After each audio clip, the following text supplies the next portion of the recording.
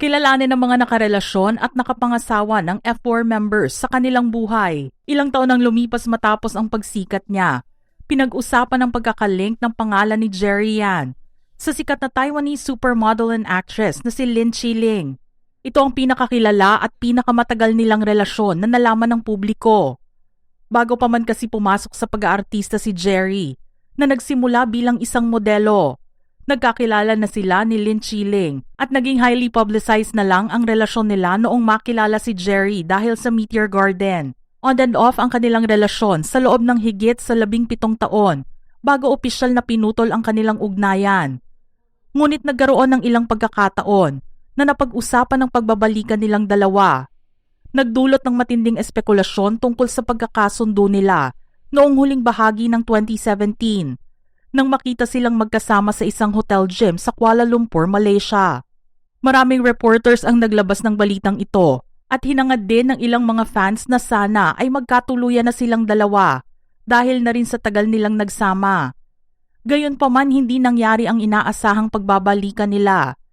Kalaunan ay sinabi ni Jerry na ang isang inferiority complex mula sa kanyang single parent at humble background ay nakaapekto sa kanyang kakayahang makipag-usap at sa huli ay nagdulot ng pagkasira ng komunikasyon sa relasyon. Isinilang si Lin Chiling sa Taipei noong November 29, 1974 at nadiskubre sa edad na 15. Ngunit pinili ng kanyang pamilya na unahin ang pag-aaral. Nagtapos siya sa University of Toronto na may double major sa Western Art History at Economics. Matapos mahirapang makakuha ng trabaho sa museo sa Taiwan, pinagsabay niya ang pag-oopisina at part-time modeling hanggang sa maging full-time na modelo noong 2000. Sumikat siya noong 2002 dahil sa isang commercial sa Hong Kong. Noong 2004, naging tanyag siya sa Taiwan na nagbunga ng tinatawag na Lin Chiling phenomenon. Mabilis siyang naging isa sa pinakasikat at may pinakamataas na kitang supermodel sa Asia at naging endorser ng malalaking brand tulad ng Longines at China Airlines. Sa pagitan naman ng on and off relationship ni na Jerry Yan at Lin Chiling, may ilan pang mga celebrities ang naugnay din kay Jerry. Ilang beses ding nabalita ang di umano'y pagkakamabutihan nila ng Taiwanese actress na si Terry Kwan at isang Japanese model na si Shoko. Ngunit hindi nagkaroon ng kumpirmasyon ang sinasabing mga relasyon na ito. Ang isa pang Taiwanese model na nakarelasyon ni Jerry ay si Sienna Chang na tumagal naman ng 2 taon.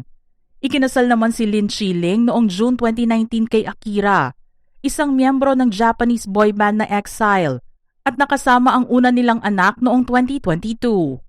Kilala rin si Vic Chow sa pagkakaroon ng mga nakaraang relasyon mula sa industriya ng showbiz bago niya natagpuan ang kanyang panghabang buhay na katuwang. Unang nagtagpo ang landas nila ni Beatrice Xu Weilun sa set ng Meteor Garden noong 2001 kung saan nagkaroon ng minor role si Beatrice at muling nagkasama sa seryeng Love Storm noong 2003.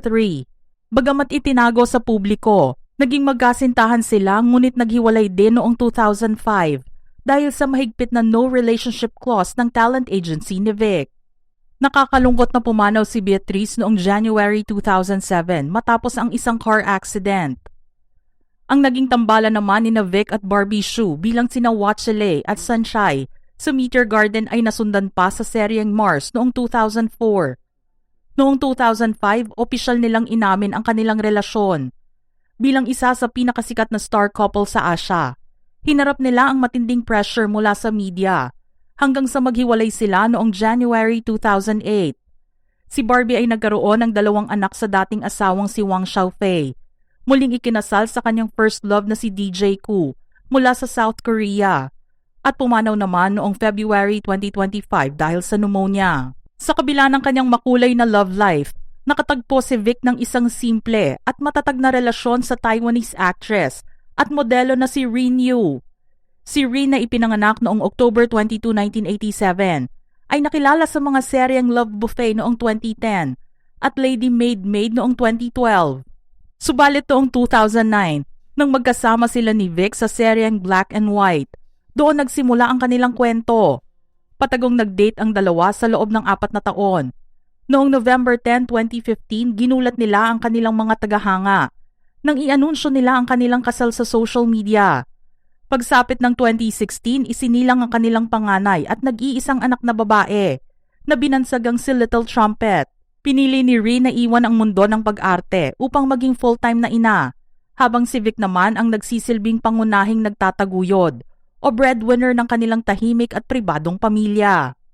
Bago naman mag-settle down si Ken, nagkaroon din siya ng ilang mga nabalitang romantic relationships sa loob ng entertainment industry.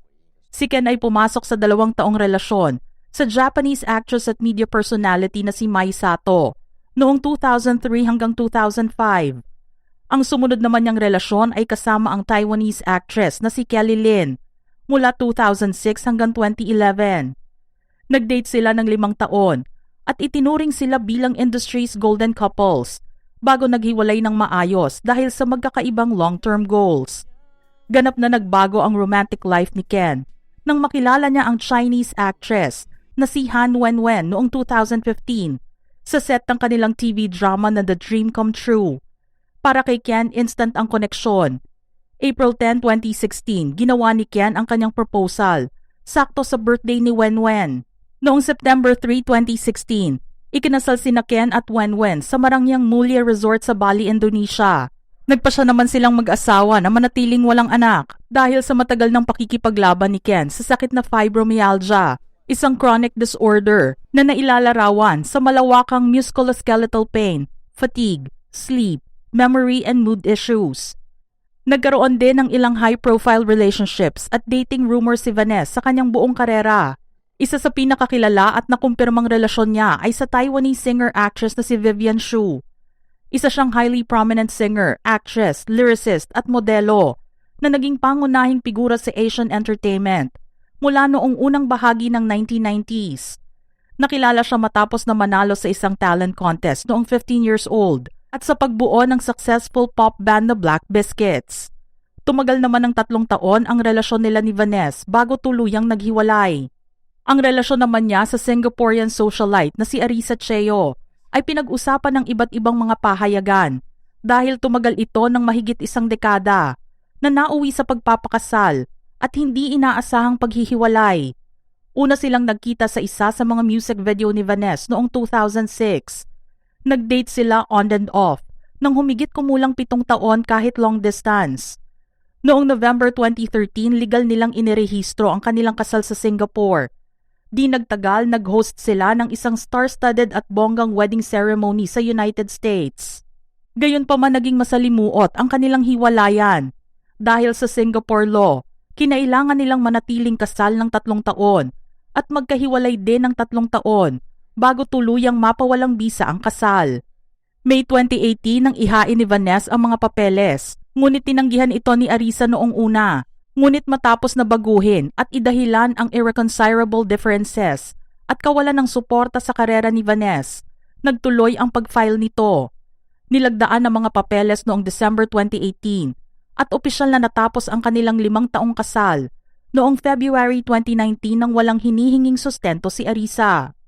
Noong 2023 naman, lumabas ang mga chismis na nag-uugnay kay Vanessa at sa Chinese actress na si Esther Yu Shushin na 17 years younger sa kanya at nakilala sa kanyang breakout role sa hit drama na Love Between Fairy and Devil.